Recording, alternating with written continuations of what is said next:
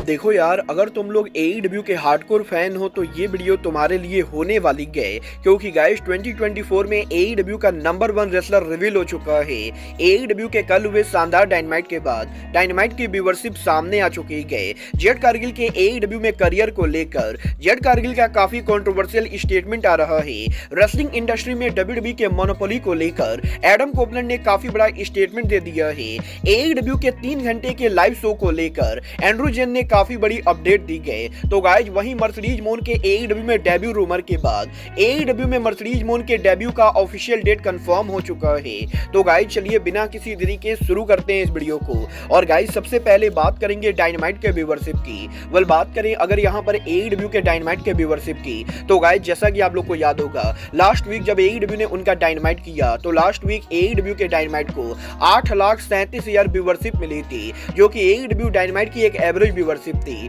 But इस हफ्ते जब AEW ने उनका डायनामाइट किया तो AEW के इस हफ्ते डायनामाइट के व्यूअरशिप लास्ट वीक के मुकाबले 2% डाउन हो चुकी है और AEW के इस हफ्ते के डायनामाइट के व्यूअरशिप करीबन 8,18,000 है। और गाइस मुझे भी पर्सनली AEW के इस हफ्ते का डायनामाइट शो लास्ट वीक के मुकाबले काफी बेकार लगा था और इसीलिए मुझे लगता है व्यूअरशिप का गिरना पूरी तरह से जस्टिफाइड है। बट गाइस देखना बहुत ही दिलचस्प होने वाला है कि नेक्स्ट वीक AEW डायनामाइट के काफी सॉलिड होने के बाद अगले हफ्ते डायनामाइट को कितनी व्यूअरशिप मिलती है। बट गाइस जहां तक बात रही AEW के डायनामाइट शो की, तो गाइस अब मैं आपको बता दूं AEW कंपनी अगले महीने मार्च के अंदर 3 घंटे के उनके लाइव डायनामाइट और रैम्पेज को ब्रॉडकास्ट करने वाली है। गाइस जैसा कि मैंने आप लोग को पहले ही कहा है कि मार्च महीने के अंदर AEW के टिकट सेल दोबारा से ऊपर जाने वाली है। बट गाइस अब मैं आपको बता दूं मार्च महीना के अंदर AEW कंपनी एक बार फिर से कनाडा के अंदर उनका रिटर्न कर रही है, जहां पर 20 मार्च को कोको कोला कोलिसियम के अंदर AEW कंपनी 2024 में कनाडा में उनका पहला डायनामाइट करेगी। और गाइस जैसा कि नॉर्मली AEW के हर हफ्ते लाइव डायनामाइट के बाद AEW कंपनी उनके रैम्पेज को टेप करती है, AEW कंपनी कनाडा में वैसा नहीं करने वाली है, क्योंकि गाइस यहां पर 20 मार्च को AEW डायनामाइट के लाइव जाने के बाद AEW कंपनी सेम अरीना में रैम्पेज तो करेगी, बट वो रैम्पेज AEW कंपनी टेप करके फ्राइडे को ब्रॉडकास्ट ना करके बल्कि डायनामाइट के खत्म होने के बाद ही ब्रॉडकास्ट करेगी। और बेसिकली यहां पर 20 मार्च के ऊपर रेसलिंग फैंस को 3 घंटे का AEW शो देखने को मिलेगा, जहां पर 2 घंटे के डायनामाइट के लाइव जाने के बाद AEW कंपनी 20 मार्च को 1 घंटे का रैम्पेज भी लाइव ब्रॉडकास्ट करेगी। और गाइस यहां पर बेसिकली NCAA के कंपटीशन की वजह से AEW कंपनी यहां पर 22 मार्च को रैम्पेज को हटा के 20 मार्च को डायनामाइट के बाद ब्रॉडकास्ट करने वाली है। और 20 मार्च को कनाडा के अंदर AEW कंपनी उनका पहली बार 3 घंटे का लाइव रैम्पेज और डायनामाइट ब्रॉडकास्ट करेगी। देखना बहुत ही दिलचस्प होने वाला है कि पहली बार AEW डायनामाइट और रैम्पेज दोनों के साथ में लाइव जाने के बाद आखिर इन दोनों शोज की व्यूअरशिप कैसी रहती है। बट गाइस चलिए फिलहाल आगे बढ़ते और बात करते हैं AEW के रैंकिंग सिस्टम की।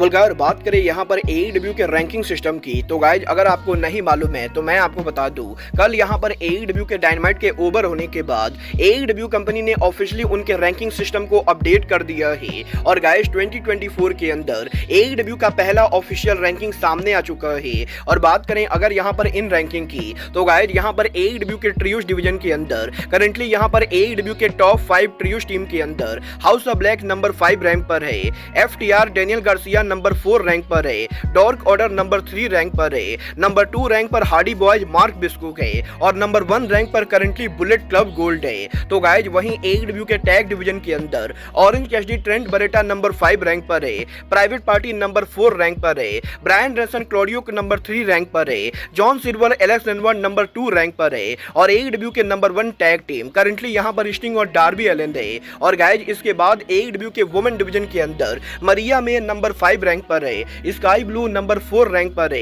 हिकोरी सीडा नंबर 3 रैंक पर है, थंडर रोजा नंबर 2 रैंक पर है और करंटली AEW के वुमेन डिवीजन के अंदर डियोना पुराजो नंबर 1 रैंक पर है। बट गाइस फाइनली AEW के सिंगल डिवीजन के अंदर रॉड्रिक स्ट्रॉन्ग नंबर 5 रैंक पर है, जॉन मॉक्सली नंबर 4 रैंक पर है, एडम कोपलैंड नंबर 3 रैंक पर है, hangman Adam page number 2 rank पर है और guys swerve strickland currently AEW के सिंगल डिवीजन के अंदर नंबर 1 रैंक पर राज कर रहे हैं। और देखना बहुत ही दिलचस्प होने वाला है कि 2024 में सौरभ के रैंकिंग में नंबर 1 आने के बाद आखिर यहाँ पर सौरभ समोआ जो को कब और कैसे चैलेंज करते गए और नेक्स्ट वीक AEW के डायनामाइट शो के बाद AEW के रैंकिंग के अंदर क्या चेंजेज आते गए। बट गाइस चलिए फिलहाल आगे बढ़ते और बात करते हैं AEW की फॉर्मर सुपरस्टार जेड कारगिल की। अगर बात करें यहाँ पर जेड कारगिल की तो गाइस ये बात तो हम सभी लोगों को मालूम है, जेड कारगिल ने ऑफिशियली WWE के रॉयल रंबल के अंदर WWE के अंदर उनका इन रिंग डेब्यू कर दिया है। बट गाइस यही रॉयल रंबल पर जेड कारगिल के डेब्यू करने के बाद अब जेड कारगिल का एक कंट्रोवर्शियल स्टेटमेंट सामने आ रहा है,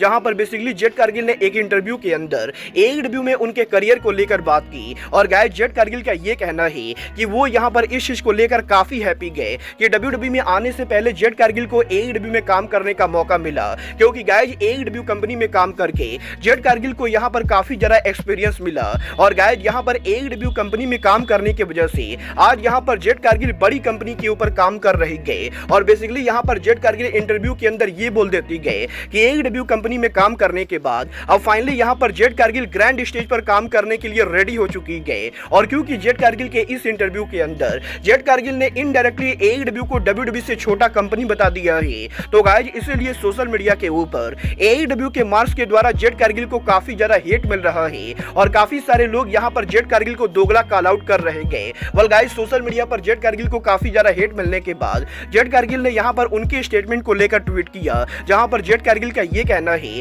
कि वो यहां पर AEW में उनके करियर को लेकर काफी हैप्पी गए और वो यहां पर WWE में आने वाले करियर के लिए भी काफी एक्साइटेड है। और जेड कारगिल सिर्फ ये बोलना चाहेंगी कि वो यहां पर किसी को भी नीचा नहीं दिखा रही गए। बट गाइस देखना बहुत ही दिलचस्प होने वाला है कि सोशल मीडिया पर जेड कारगिल को AEW के मार्क्स के द्वारा इतना हेट मिलने के बाद WWE के अंदर जेड कारगिल को कैसे बुक किया जाता है। बट गाइस चलिए फिलहाल आगे बढ़ते हैं और बात करते हैं एडम कोपलैंड के लेटेस्ट इंटरव्यू की। गाइस इस हफ्ते एडम कोपलैंड के लेटेस्ट इंटरव्यू के अंदर एडम कोपलैंड ने रेसलिंग इंडस्ट्री के अंदर मोनोपोली को लेकर बात की, जहां पर एडम कोपलैंड का ये कहना है कि पिछले 20 सालों से WWE कंपनी रेसलिंग बिजनेस को मोनोपोली कर रही थी और WWE वो इकलौती कंपनी थी जिसके ऊपर रेसलर्स का काम करने का सपना होता था। और गाइस यहाँ पर WWE के इकलौती बड़ी कंपनी होने की वजह से WWE कंपनी के अंदर भी काफी सारी चीजें गड़बड़ होती थी। बट गाइस अब जबकि रेसलिंग बिजनेस के अंदर AEW जैसा अल्टरनेटिव ब्रांड खड़ा है, तो गाइस यहाँ पर इससे ना कि रेसलर्स को ज्यादा मौका मिल रहा है, बल्कि WWE भी उनके ब्रांड को कंपटीशन की वजह से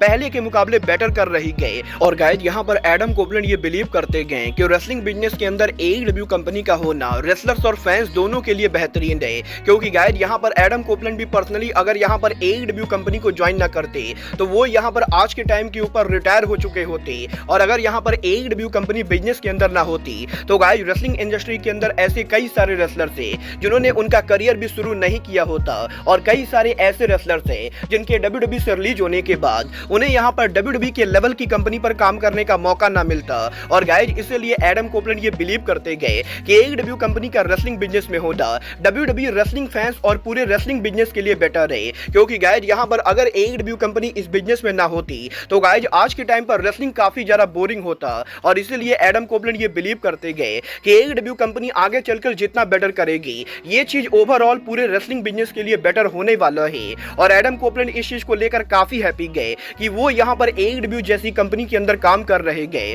वेल गाइस आप लोग एडम कोपलैंड की बातों से एग्री करते हो या नहीं, आप लोग मुझे कमेंट करके बताइए। बट गाइस चलिए फिलहाल आगे बढ़ते और बात करते हैं मर्सिडीज मोन के AEW में डेब्यू सिचुएशन की। वेल गाइस ये बात तो हम सभी लोगों को मालूम है, नेक्स्ट वीक डायनामाइट पर टोनी खान मेजर अनाउंसमेंट करने वाले गए और काफी सारे फैंस ये बिलीव करते गए कि पॉसिबली नेक्स्ट वीक AEW के डायनामाइट शो के ऊपर टोनी खान या तो ओकाडा का डेब्यू कराएंगे या फिर टोनी खान मर्सिडीज का डेब्यू कराएंगे। वेल गाइस अब यहाँ पर रेसलिंग ऑब्जर्वर और फाइटफुल सेलेक्ट दोनों की तरफ से मर्सिडीज मोन के डेब्यू सिचुएशन को लेकर काफी बड़ी अपडेट आ चुकी है, जहां पर रेसलिंग ऑब्जर्वर और फाइटफुल सेलेक्ट दोनों ने कंफर्म कर दिया है कि मर्सिडीज मोन AEW के साथ कॉन्ट्रैक्ट साइन कर चुकी है, बट वो यहाँ पर नेक्स्ट वीक डेब्यू नहीं करने वाली है, क्योंकि अभी भी मर्सिडीज मोन हॉलीवुड के अंदर काफी सारी चीजों को लेकर शूटिंग कर रही है। और गाइस यहाँ पर मार्च वो महीना होने वाला है जब मर्सिडीज मोन AEW कंपनी के अंदर डेब्यू करेंगी। और गाइस इसीलिए इस चीज के 99% चांसेस है कि नेक्स्ट वीक टोनी खान जो मेजर अनाउंसमेंट करेंगे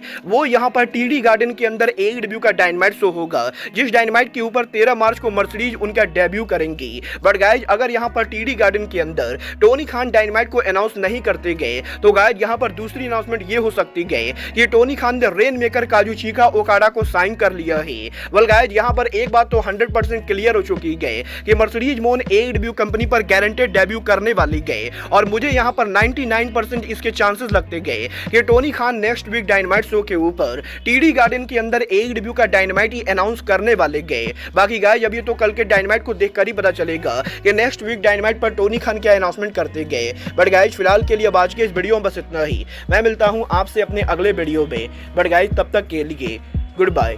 गुड नाइट एंड बैंग।